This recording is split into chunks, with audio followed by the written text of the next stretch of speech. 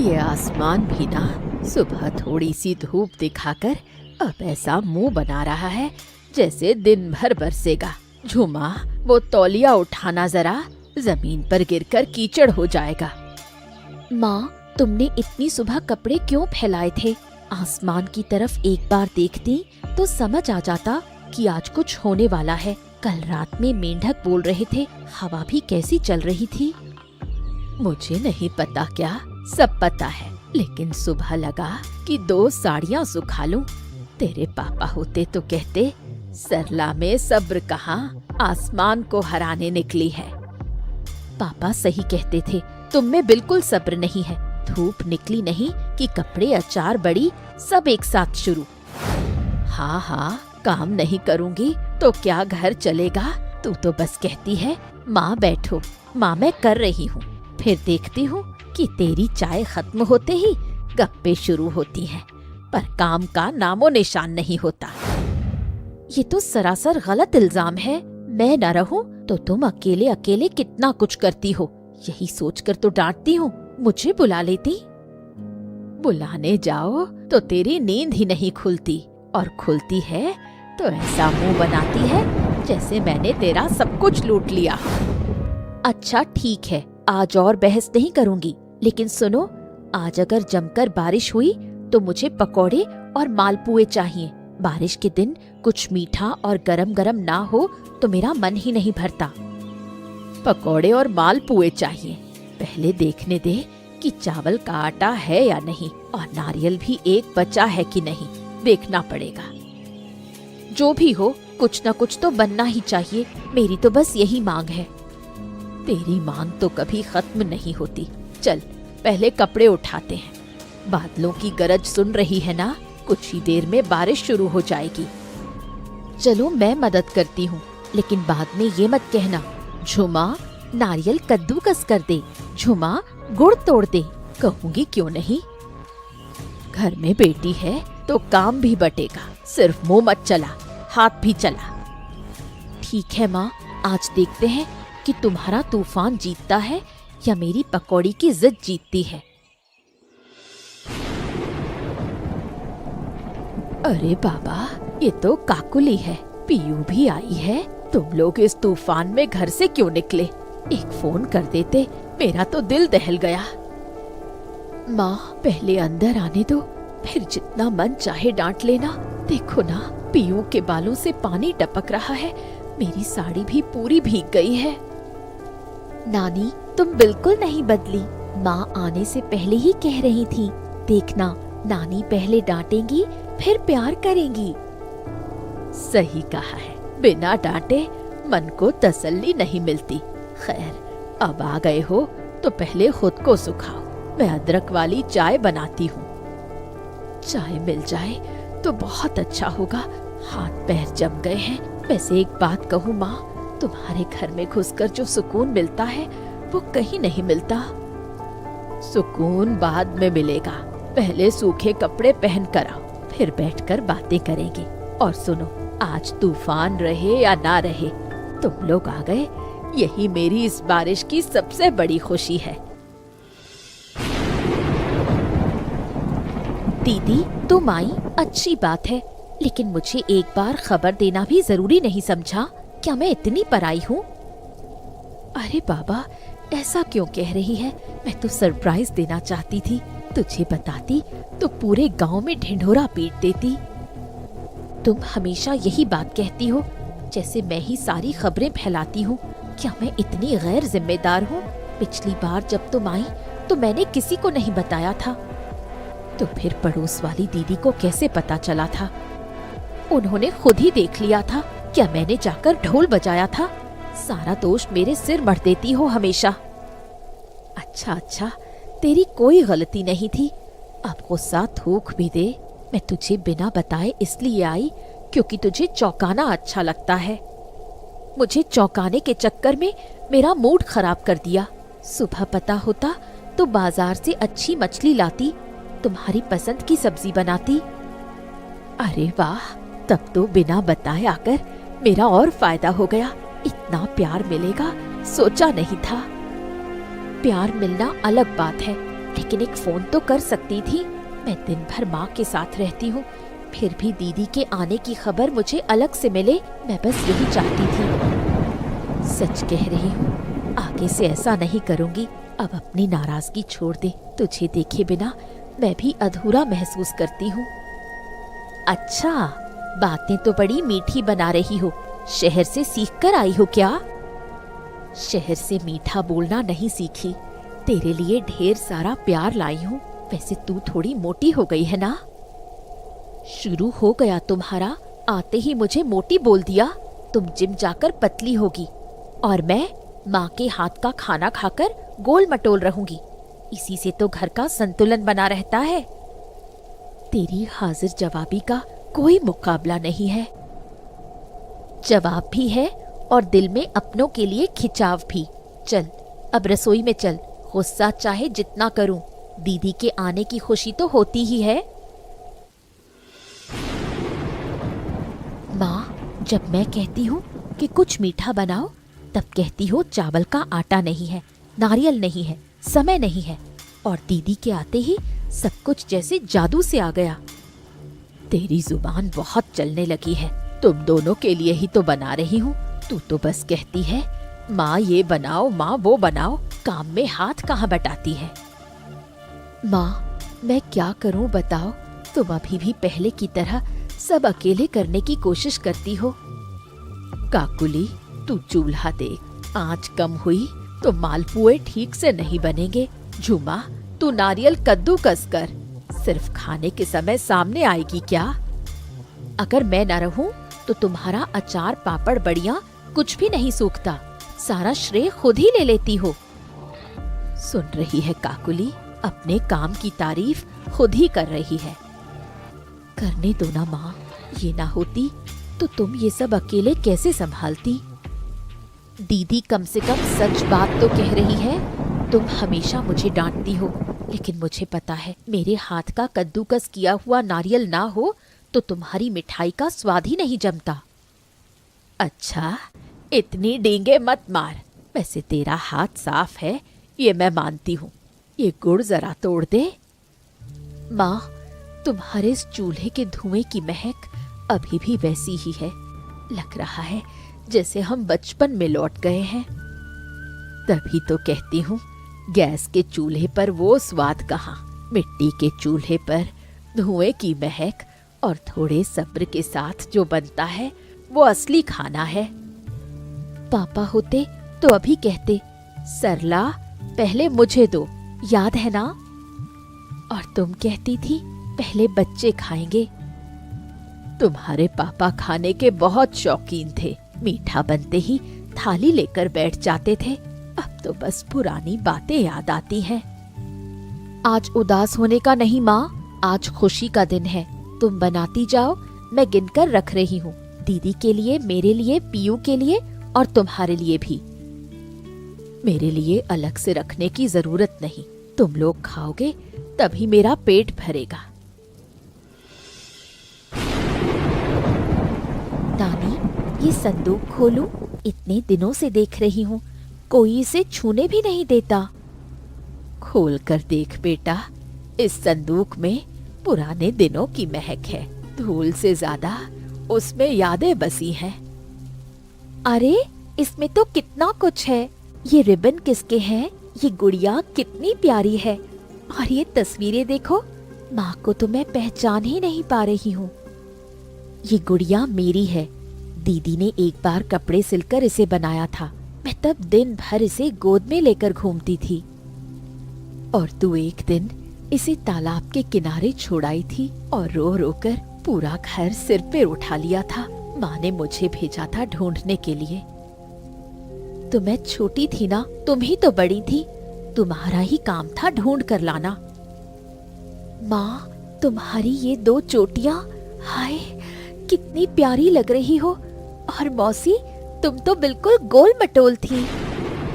हंस मत, तब मेरे बाल बहुत छोटे करवा देती थी माँ। मैं कितना रोती थी पता है? बाल बड़े रखने पर बहुत उलझ जाते थे, बहुत झंझट होता था।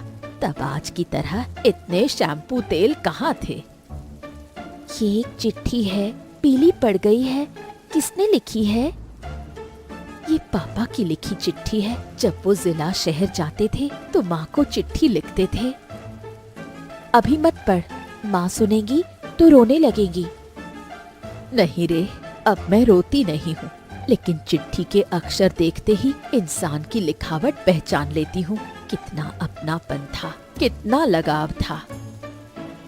नानी, मैं इन सब की तस्वीरें ले रही हूँ। बाद में स्कैन करके सबको भेज दूंगी। खो गई तो फिर वापस नहीं मिलेंगी। अच्छा कर रही है। हमारा जितना कुछ समय के साथ बिखर गया है, कम से कम ये तो बचा रहे।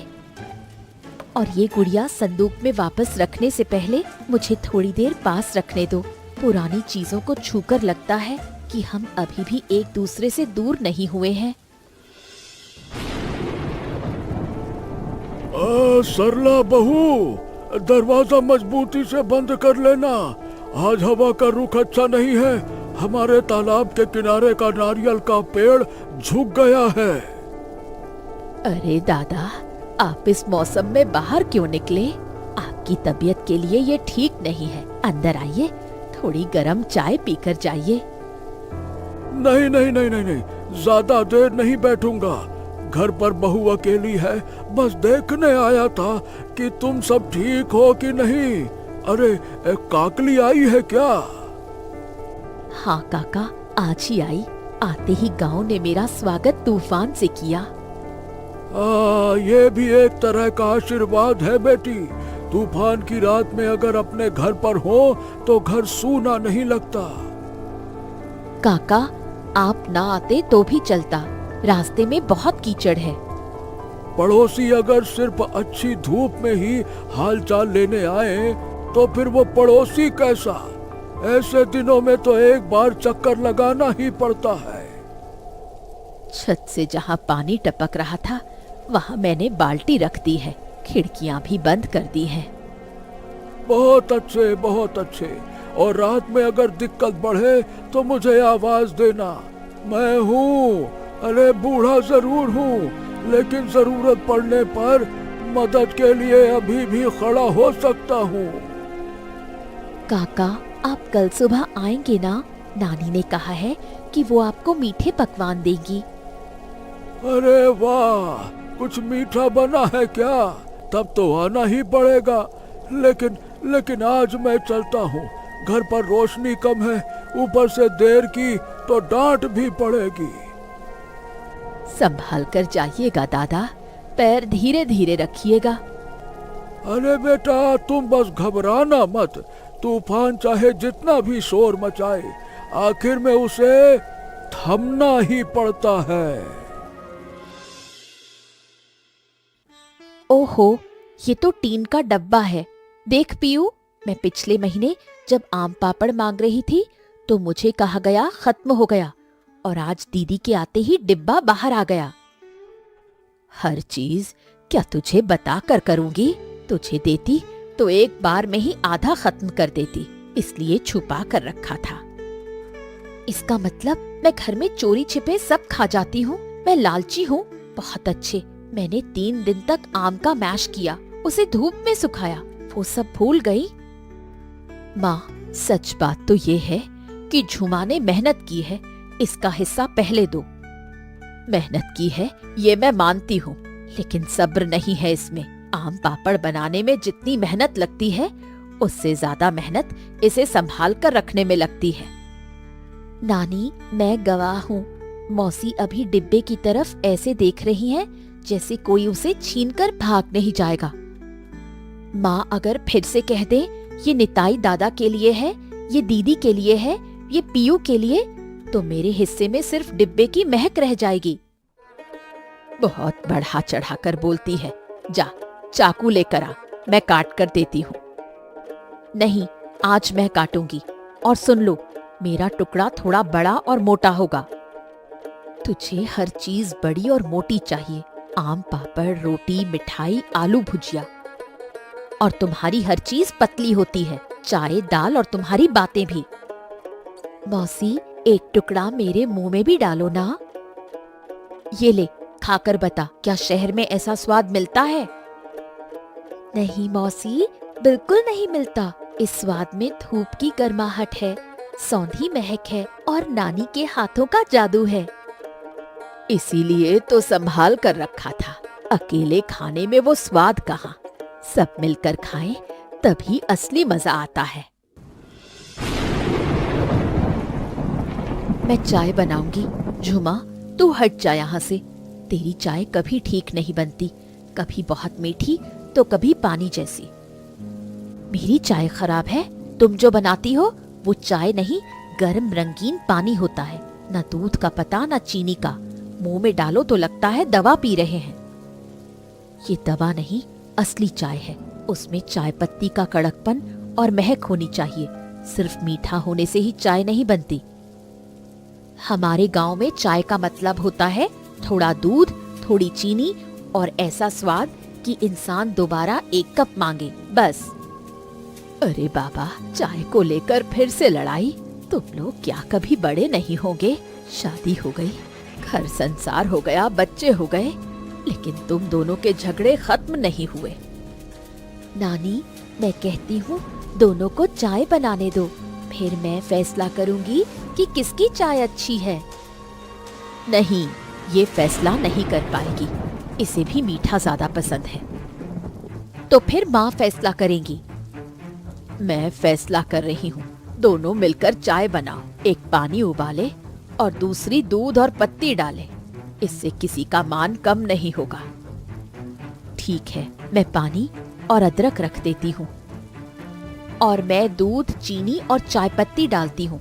लेकिन बाद में ये मत कहना चाय बहुत अच्छी बनी है। लो, फिर से ताना मार दिया। लेकिन एक बात कहूँ, तुम दोनों की ये नोक झोंक सुनकर मेरा दिल खुश हो जाता है। नानी, तुम हंस क्यों रही हो? क्योंकि इस झगड़े के पीछे इन दोनों का प्यार छुपा है। जिस घर में ऐसी बातें होती हैं, वो घर कभी सूना नहीं लगता। दीदी, एक बात कहूँ? तुम गुस्सा करोगी तो मैं कुछ नहीं कहूँगी। कहना, तेरे मुंह से ऐसी भूमिका अच्छी नहीं लगती।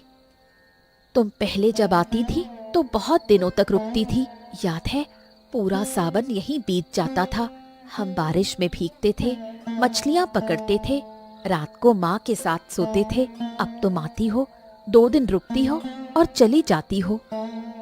जानती हूँ रे, समय अब पहले जैसा नहीं रहा। घर संसार, काम, पीयू की पढ़ाई, सब चीजों में उलझ कर रह जाती हूँ। मैं समझती हूँ दीदी, मैं बच्ची नहीं हूँ, लेकिन माँ कुछ कहती नहीं है तो क्या उनका मन उदास नहीं होता? वो दरवाजे की तरफ देखती रहती है। तुम्हारा फोन आता है तो उसकी आवाज बदल जाती है। तो इन सब बातों पर ध्यान देती है। दिन भर माँ के साथ ही तो रहती हूँ, समझती हूँ।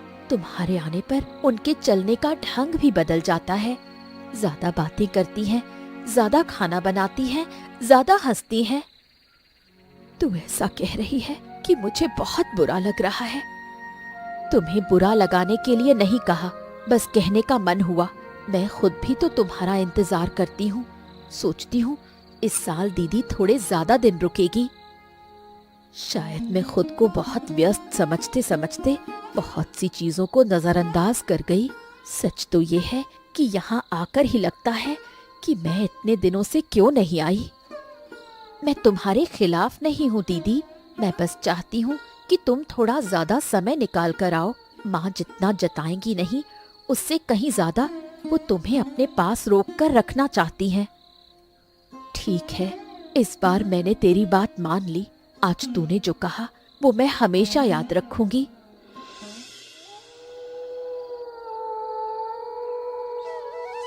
तुम दोनों की बातें मैंने सुन ली हैं।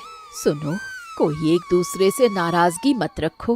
बेटियों की जिंदगी एक जगह रुकी नहीं रहती। बड़ी होने पर जिम्मेदारियां भी बड़ी हो जाती हैं। माँ, फिर भी मुझे लगता है कि मैंने लापरवाही की। तुम्हारे पास आने का समय मैं निकाल सकती थी। हर बार ऐसा मुमकिन नहीं होता बेटी। गृहस्थी का मतलब सिर्फ अपनी मर्जी नहीं होती, कभी चीजों को छोड़ना पड़ता है। कभी संभाल कर चलना पड़ता है। मैं माँ हूँ, मैं ये समझती हूँ।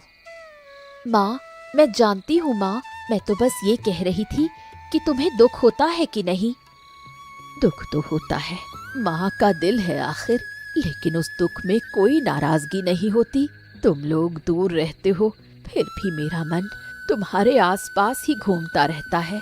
फोन पर काकुली की आवाज सुनकर ही मैं समझ जाती हूँ कि वो थकी हुई है या ठीक है। माँ, तुम इतना कुछ कैसे समझ जाती हो? माएँ सीखती नहीं है, उन्हें खुद ही पता चल जाता है। तेरी सांसों की आवाज सुनकर भी मैं समझ जाती हूँ कि तू चुप क्यों है। नानी, तो क्या तुम मेरी बातें भी समझ जाती हो? तेरे बिना कहे भी समझती हूँ कि तेरा मन नानी के पास आने का कब करता है। तभी तो तू इस बारिश के मौसम में भी चली आई। माँ, तुम एक बात हमेशा कहती हो, माँ का घर कभी छोटा नहीं होता। ये बात आज दिल को बहुत छू रही है। सच ही कहती हूँ। तुम लोग 2 दिन के लिए आओ या 2 महीने के लिए, इस घर में तुम्हारी जगह हमेशा वही रहेगी। ये आंगन, ये बरामदा, ये टीन की छत, सब तुम्हें पहचानते हैं। माँ, मैं भले ही वापस चली जाऊं, लेकिन ये घर मुझे कभी अपने से दूर नहीं होने देता, होने देगा भी नहीं। अपनी जड़ों को कोई पीछे नहीं छोड़ सकता। अब आंखें मत भिगो, तुम दोनों को एक साथ देखकर मेरा मन भर आता है। यही तो मेरी बाकी बची जिंदगी की सबसे बड़ी पूंजी है।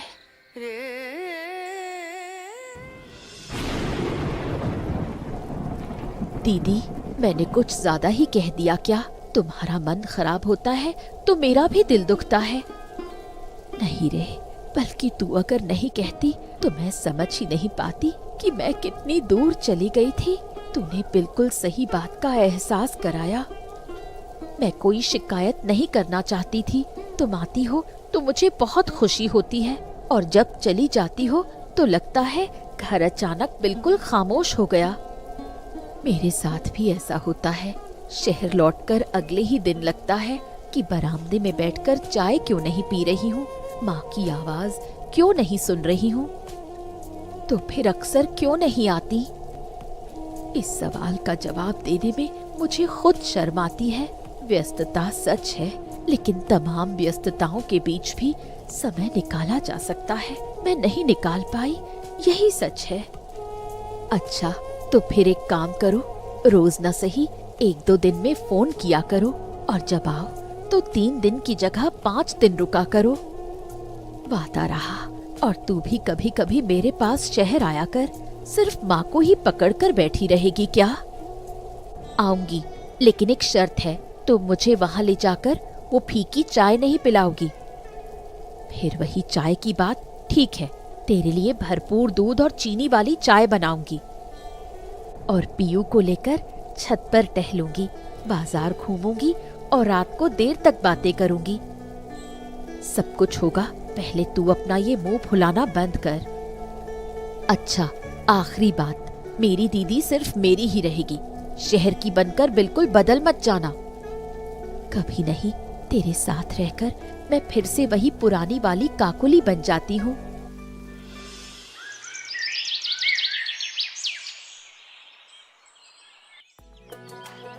हाँ, कैसे हो सब लोग? रात का तूफान कुछ कम नहीं था। अरे मुझे तो लगा था टीन की छत ही उड़ जाएगी। सुबह उठकर देखा कि सब शांत है, बस आंगन में कीचड़ है, पेड़ों पर पानी की बूंदें हैं और हवा बिल्कुल साफ और ताजी है। काका, शहर में ऐसी सुबह देखने को नहीं मिलती। यहाँ तूफान के बाद भी एक अजीब सी मीठी महक होती है। ये महक मिट्टी की है, अपने घर की है। वैसे मेरे हिस्से का पकवान कहाँ है? कल रात पीयू ने मुझे वादा किया था। काका, नानी ने आपके लिए अलग से निकाल कर रखा है। आप बैठिए, मैं अभी लेकर आती हूँ। ये लो, गर्मा गर्म मालपुए, इसमें नारियल और गुड़ का स्वाद है। संभाल कर खाइएगा, अंदर से गर्म है। क्या स्वाद है। तुम्हारे हाथ का स्वाद चक्कर लगता है कि दुनिया में अभी भी अच्छाई बची है। यही तो असली जीना है। काका, आप ना आते तो ये बचता ही नहीं। मैं तो इसे कब का खा चुकी होती। मुझे तुम पर पूरा भरोसा है। तू सामने कुछ देख ले तो छोड़ेगी नहीं। काका, आपने बिल्कुल सही कहा। हमारी झुमा ना हो तो घर सूना लगने लगता है, और ये रहे तो घर में रौनक रहती है। इसीलिए तो घर घर बनता है। सुनो काकली, अगली बार जब आओ तो पहले बता देना। तुम्हारे लिए कच्चे आम का खास अचार बना कर रखूंगा और बचा कर भी रखूंगा। तो इसका मतलब अब बिना बताए आना नहीं चलेगा। नहीं नहीं नहीं नहीं नहीं, सरप्राइज अपनी जगह ठीक है, लेकिन अचार छूट गया तो मुझे दुख होगा।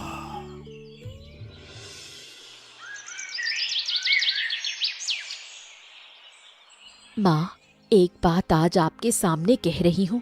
हर साल बारिश के मौसम में कम से कम एक बार हम सब यहाँ जरूर आएंगे। चाहे जितना भी काम क्यों ना हो, मैं ये समय नहीं छोड़ूंगी।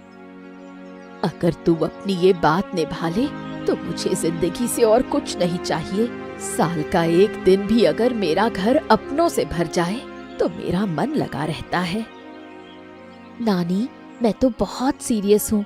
हर साल आऊंगी, वो सारा संदूक खोलूंगी, तस्वीरें लूंगी, तुम्हारी कहानियां रिकॉर्ड करूंगी और ढेर सारे पकवान खाऊंगी। और मेरे साथ तालाब के किनारे बैठकर पानी में पैर डुबोकर बातें करेगी, जैसे तेरी माँ बचपन में करती थी। सच में हम कितना कुछ पीछे छोड़ आए हैं। इस आंगन की महक, टीन पर बारिश की आवाज, माँ की पुकार, इन सब के बिना जिंदगी अधूरी है। इसीलिए तो कहती हूँ, इंसान चाहे कितनी दूर चला जाए, लौट कर आने के लिए एक घर होना जरूरी है। तुम लोगों के लिए ये घर हमेशा खुला है। दीदी, आंधी तूफान आते ही मैं आवाज दूंगी। तूफान ना भी आए तो भी बुलाऊंगी, लेकिन इस बार तुम्हारा फोन बंद नहीं होना चाहिए। बिल्कुल नहीं होगा। मैं पहले से ही दिन तय कर लूंगी और तू भी मेरे पास आएगी। सिर्फ हम ही क्यों बार बार यहाँ आएंगे। मैं फोन पर एक ग्रुप बना देती हूँ, माँ के घर की सावन महफिल। सबको याद आता रहेगा। देखो देखो, आज के बच्चे हर चीज में ग्रुप बना लेते हैं। ग्रुप बनाए, कागज पर लिखें या जुबान से कहें, मैं तो बस यही चाहती हूँ कि तुम सब अपना वादा निभाओ। निभाएंगे माँ, बिल्कुल निभाएंगे। मैंने तो पक्की बात कह दी। चलो, इस बार की बारिश बेकार नहीं गई। तूफान आकर जैसे सब